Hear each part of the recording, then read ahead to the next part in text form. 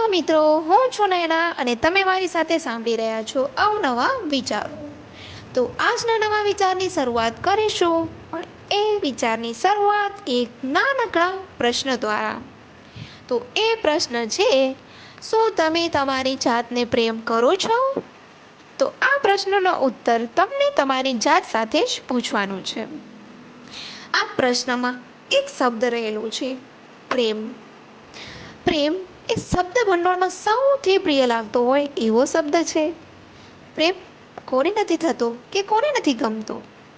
પ્રેમ પ્રાણીઓ સાથે કે પ્રાણીઓનો માનવી સાથે કે માનવીઓના દરેક સંબંધોમાં પ્રેમ હોય છે. કેટલાક સંબંધોમાં નિસ્વાર્થ પ્રેમ હોય છે.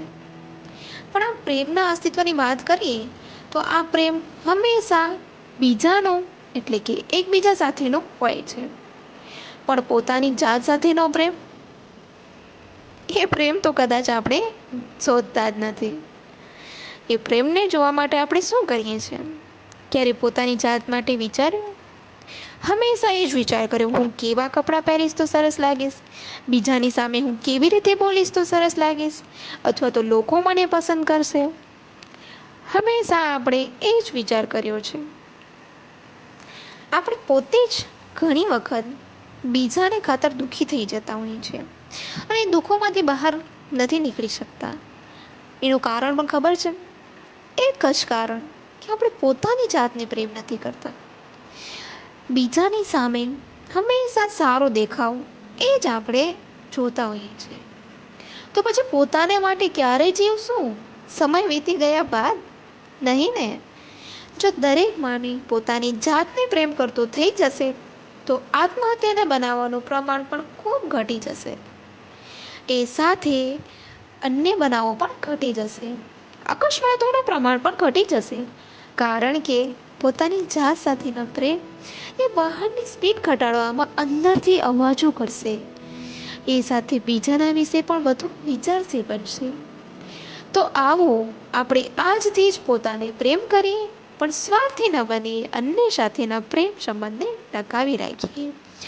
સો ફ્રેન્ડ્સ, લવ યોરસેલ્ફ. પોતાને પ્રેમ કરીએ અને પોતાની જાત સાથેનો જ્યારે તમને પ્રેમ થશે ને, ત્યારે આ દુનિયા અલગ બની જશે.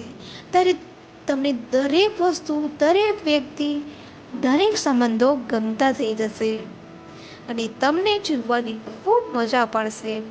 તો શા માટે દુઃખી થઈને જીવવું? શા માટે પોતાની જાત માટે ન જીવવું? બીજા કંઈક કહી જશે, કંઈક બોલી જશે, એમાં તમને બહુ દુઃખ લાગી જશે. ક્યારેક અંદરના અવાજો પણ સાંભળો. અંદરથી તમને શું અવાજ આવી રહ્યો છે? ક્યારેક પોતા માટે પણ જીવો અને પોતાની જાત માટે પણ જીવો.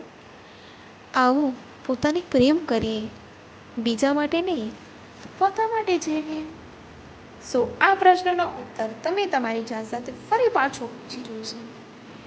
શું તમે તમારી જાતને પ્રેમ કરો છો?